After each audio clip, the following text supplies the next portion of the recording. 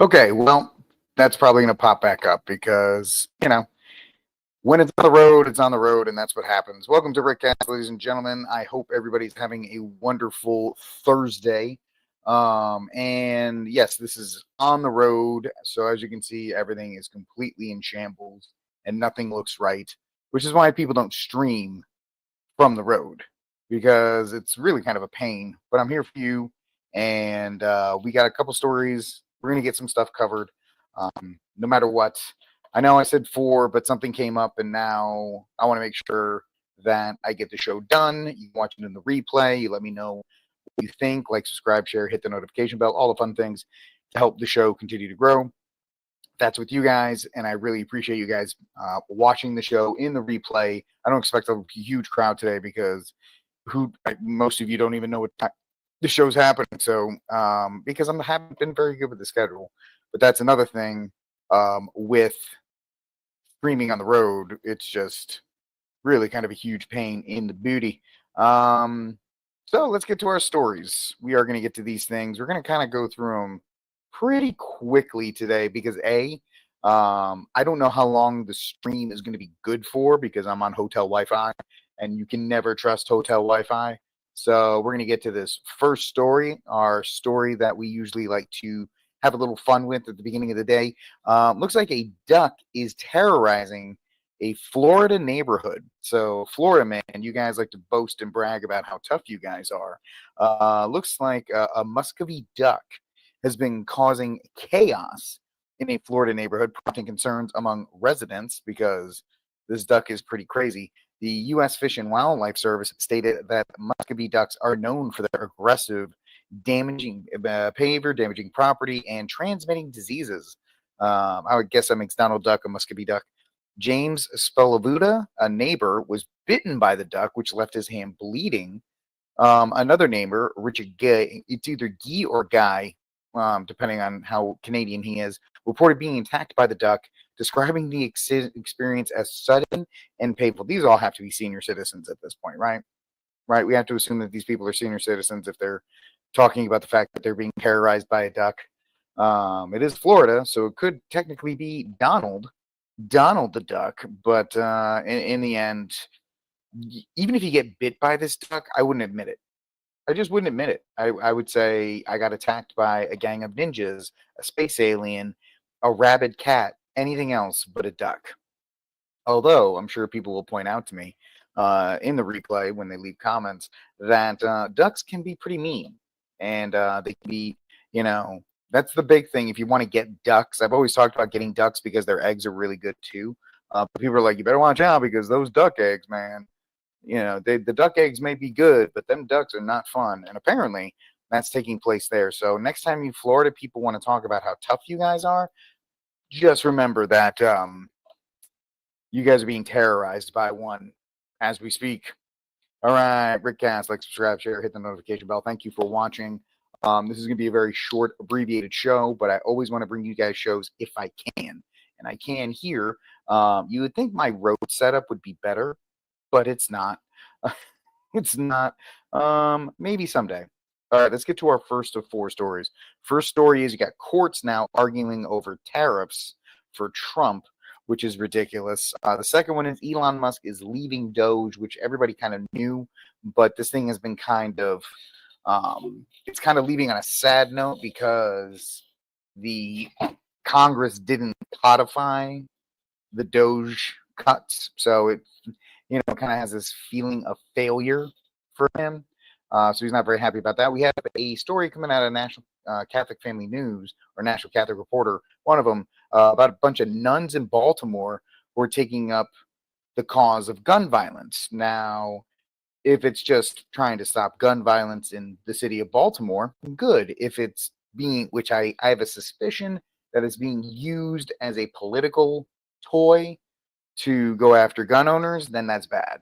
So we're going to have to take a look at that when we get there. And then finally, speaking of violence, the Punisher, like the old school Punisher, is coming back to Marvel Comics because they decided to get rid of him because he was too violent, and they can't replace him with a woker, kinder version of said Frank Castle.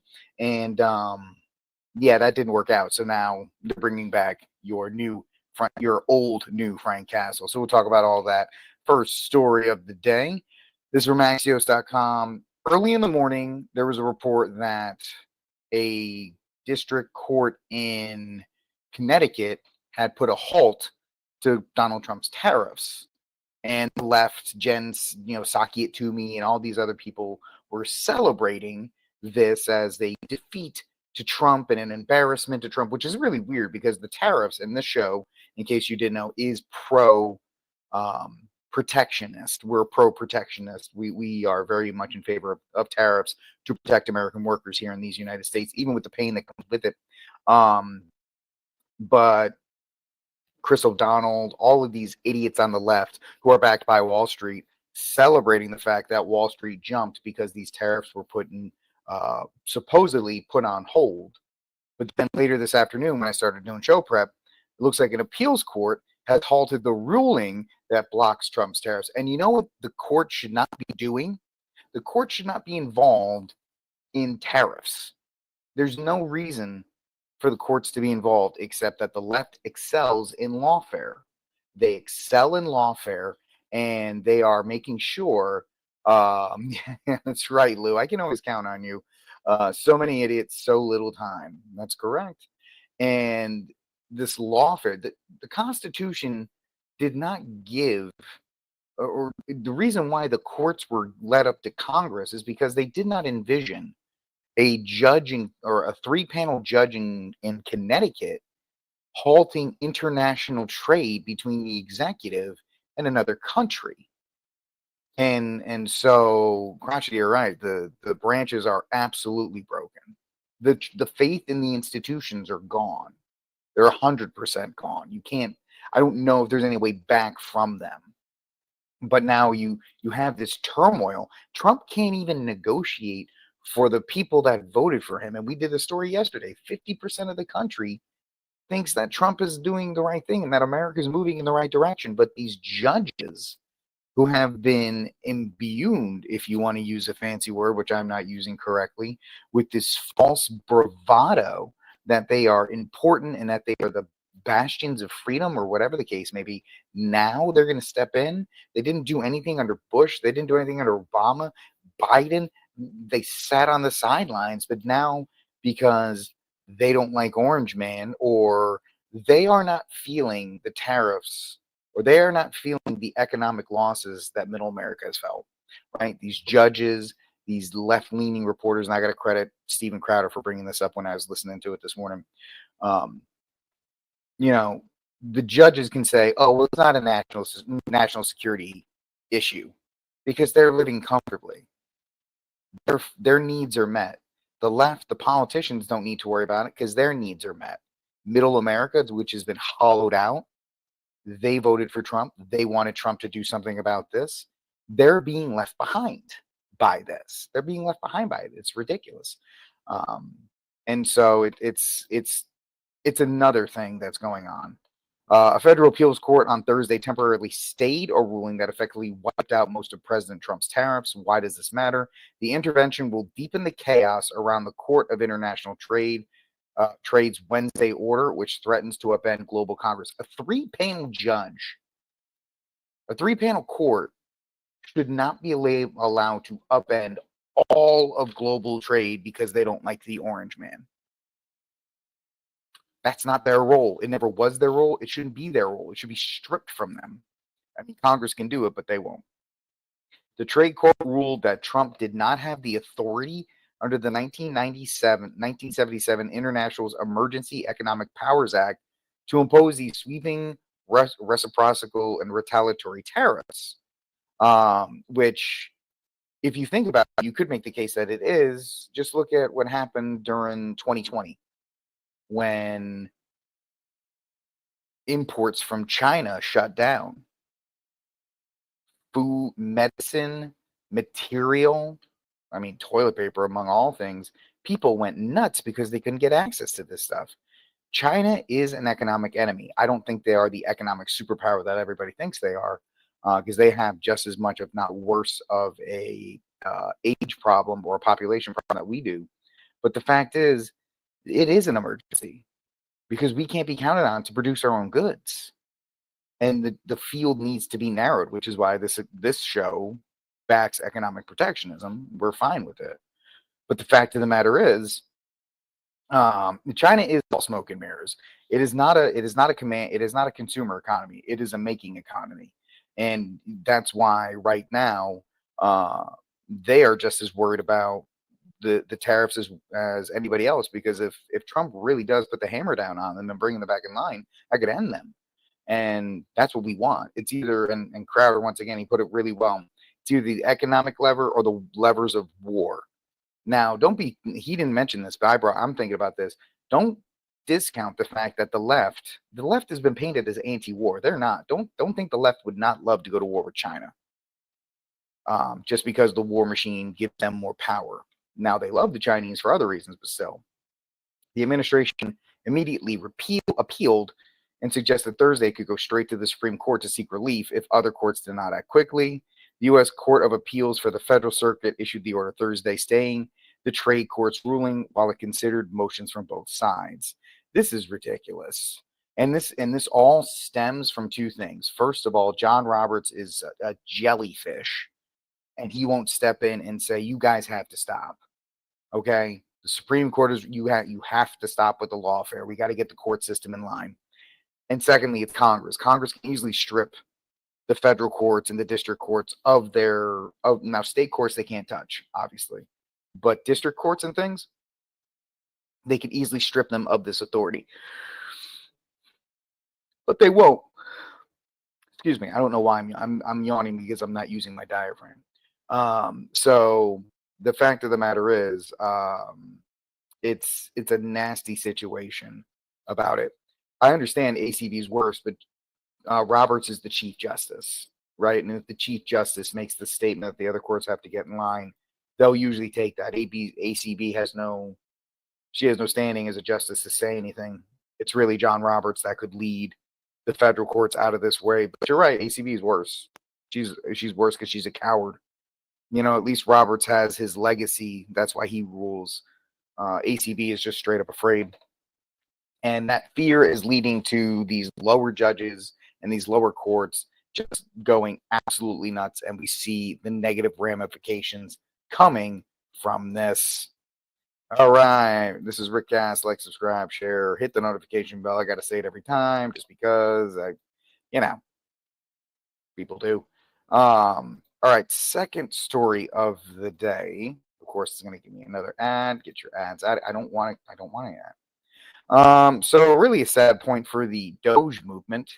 Elon Musk quits U.S. government role after clash with Trump over tax bill. Now, this is going to say Trump, but it's really the fact that the big, beautiful bill doesn't have the Doge cuts, and that's because the Senate doesn't want to do it, which is an absolute shame.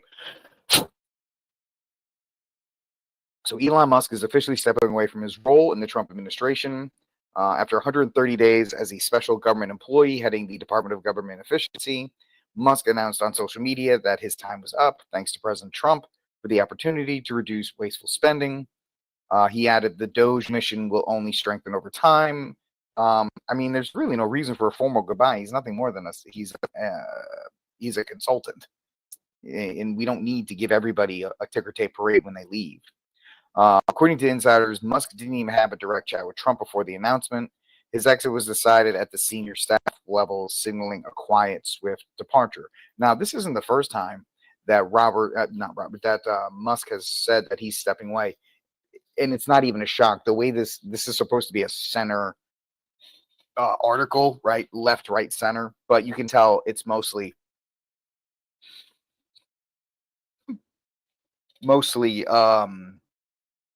left wing. But he said before that he's thinking about leaving.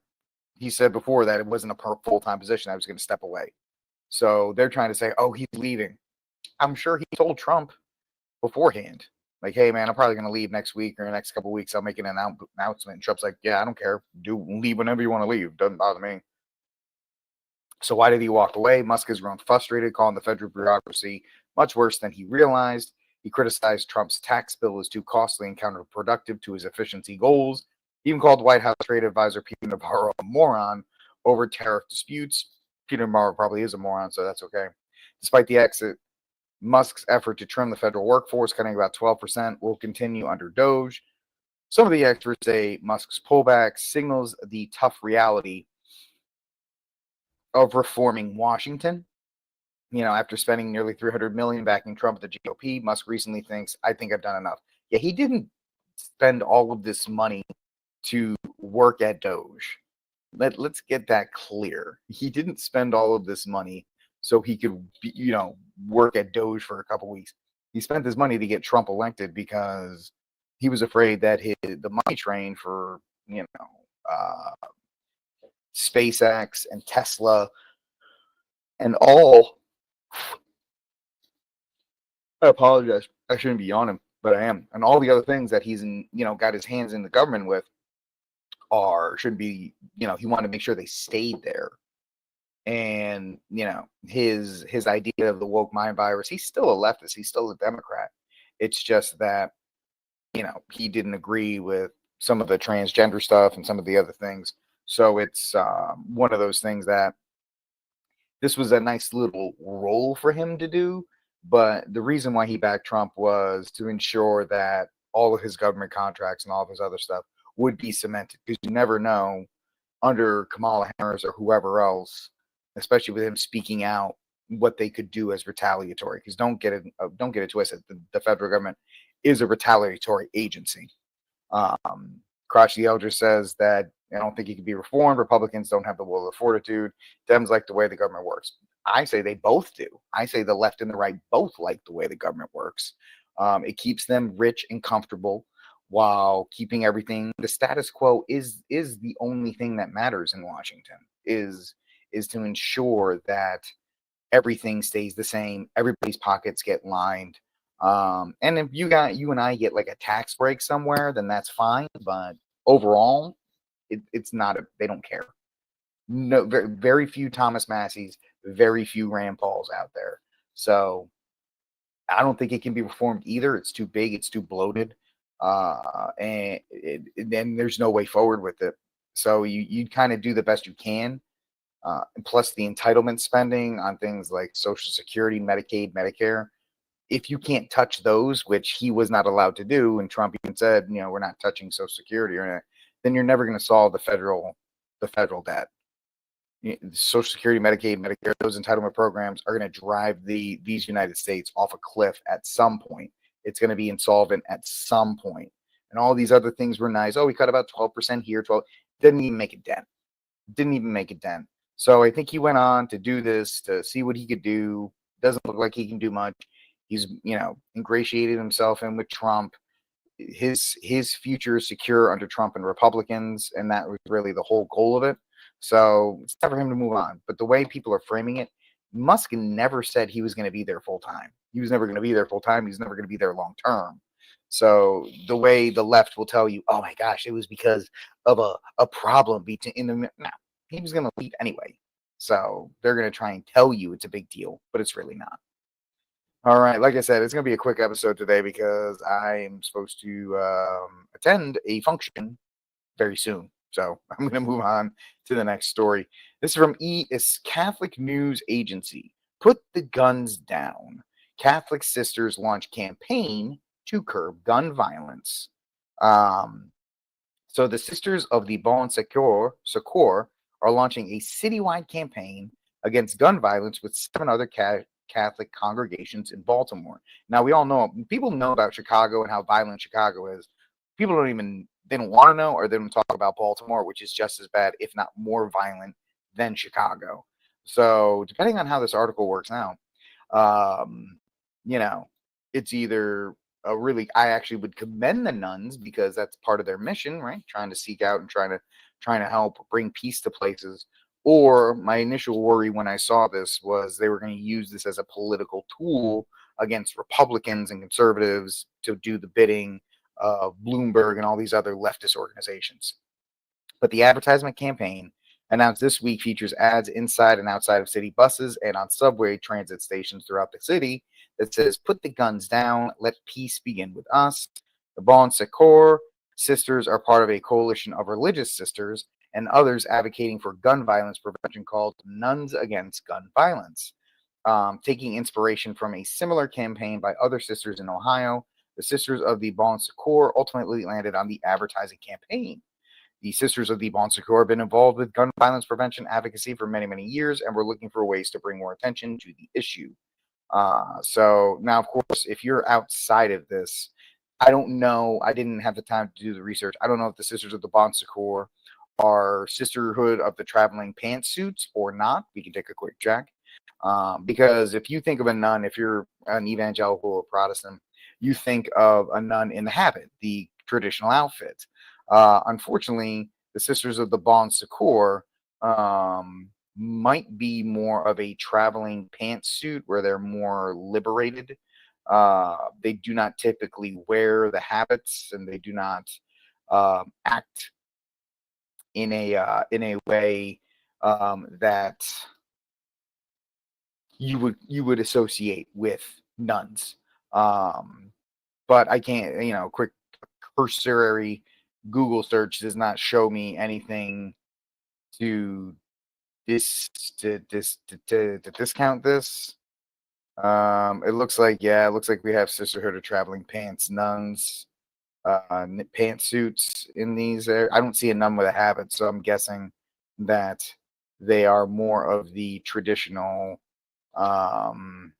Yeah, that's probably your sister right here, and that's probably a Methodist. I don't know. But yeah, they're Sisterhood of Traveling Pantsuit types. Or Nuns on the Bus is a good one, Lou. Another one. They drive around the country and they do leftist causes. So not a habit in sight. Not a habit in sight. So they're more of the leftist progressive type religious sisters. So let's see. Bus advertisements will carry the message all over the city instead of a few stationary billboards.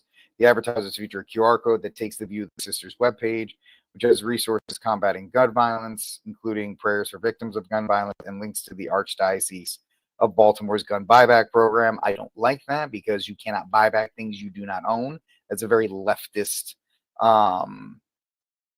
thing. You actually can't do that in Texas now. They actually, during this session, they ban those things because they don't work. People go to gun buybacks and they bring 22 pistols and rifles and they get money for them.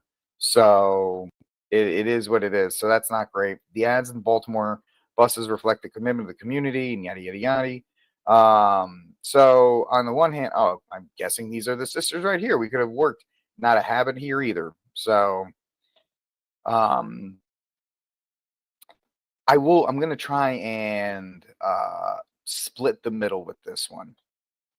Now, I'm not really well, there's the picture right here. Hey, we got a sister that's kind of dressed like a nun, but the rest aren't. She's also the youngest one, if you can tell. Not that that's by much, but I'm going to try and split the middle on this. Yes, they are using leftist language like gun violence, gun buybacks, all these other kinds of things. But on the other hand, they are at least in the community and they are at least trying to address something that they can, as part of their mission as sisters. So I don't want to, fully blast them and call them social justice warriors, even though they probably are. But at the same time, they're at least doing some good because nobody in the city of Baltimore wants to even acknowledge the gun violence that takes place there. So at least they are trying. So I would rather they wear habits and they are doing the things more according to more religious, but at the same time, there's, you don't want to let perfect be enemy of the good, as they say in this case. All right, ladies and gentlemen, I told you it's going to be a rapid fire show, and we are up to our last story of the day. Even a rapid fire show is 45 minutes. It's crazy. So Marvel blinks. They're bringing back the original Punisher, Frank Castle, from Purgatory. Very Catholic thing, of course. This is a nerd moment, but if you know anything about comic books, the character Frank Castle was actually studying to be a priest before he joined the military. So he was going to be, I think, a Franciscan, ironically enough. The comic book reports Marvel is moving away from the woke, defeatist version of social justice advocate Jason Aaron. He's the comic book writer that forced on The Punisher, which saw Frank Castle causing himself to disintegrate and bringing back the living world in a new miniseries. Emphasizes gory violence, which is their only way to do it. They're not actually going to write good stories. They're going to write a really gory, probably sexually explicit thing to be like, see, this is what you guys want, because they can't write stuff. Anyway, Punisher is back from the dead on a blood revenge tour in this new Marvel series. Frank Castle is back in the public eye after Jon Bernthal reprised his role in the show Punisher Born Again. Bernthal is also starring in and writing a Punisher special presentation for Disney Plus, which is probably going to be terrible, not because of Jon Bernthal, but because it's Disney Plus. As for the comics, Marvel is bringing back Frank Castle from the dead in the Punisher Red Band, a 5-issue limited series by writer Benjamin Percy and artist Julia Oha and the current creative team. Each issue of the Punisher will come polybagged for explicit content, as Marvel promises the comics will be a more violent, most violent in the history of the Punisher. Frank Castle will return to his classic costume, ready to unleash a brutal brand of justice. So it is one of these get woke, go broke type of things. They gave the Punisher like this super gay symbol. And he was like a samurai and all this kind of stuff. And people are going, yeah, Frank Castle is not a samurai and he doesn't lead organizations. He's a loner who dispatches justice on the guilty and protects the innocent. And all of this stuff is just nonsense. So it's going to be interesting that they are bringing back the Frank Castle of old, because the new one was just stupid and so unnecessary. The problem is it's probably not going to be very good because the writers at Marvel are not good. They're not good people, and they're not going to write, like, the violence is part of the story, right? The Garth Ennis runs where the violence was there, but that was in service to the story. This will be violence for the sake of violence without much of a story. And so, yes, they're going to go back to the history of it and go back to the classic legacy of it, sure, but at the same time, they're not going to do it in service, right? The only thing I don't agree with is like nudity and sexuality can't service a story. I've heard actors say that kind of stuff. I don't believe that in any way, shape, or form. I do believe violence can be, when written properly, can be in service of a story. But I don't believe the people at Marvel, the current Marvel writing team, know how to do it because they're stupid. They're stupid and they're woke, and they just don't know how to write this stuff. So we'll see. We'll see when that issue comes out. When is that supposed to come out? I know Abby Green is one of the same people that, saying it's going to emphasize the gory violence isn't great. So let's see. Yeah, the Punisher ended in the 90s, and what's come since has only done a terrible disfavor, mainly because of how successful writers have held the character hostage to leftist agendas. So it's going to be the same thing, and it's nice that they were forced to have it come back because what they were doing wasn't working, but at the same time, they're just not smart enough or talented enough to actually write it in a positive way. All right, like I said, we're done. This is it for an episode of RickCast. I will be back in studio tomorrow. We're going to have a nice long episode to celebrate the end of the week, but I will be back tomorrow. Do me a favor, like, subscribe, share, hit the notification bell to help this show grow. Thank you guys, Karachi the Elder, Lou, and everybody else that showed up for the show. I didn't think anybody was going to show up, but you guys are here, and that's why I got to hit that notification bell. I almost looked in the mirror.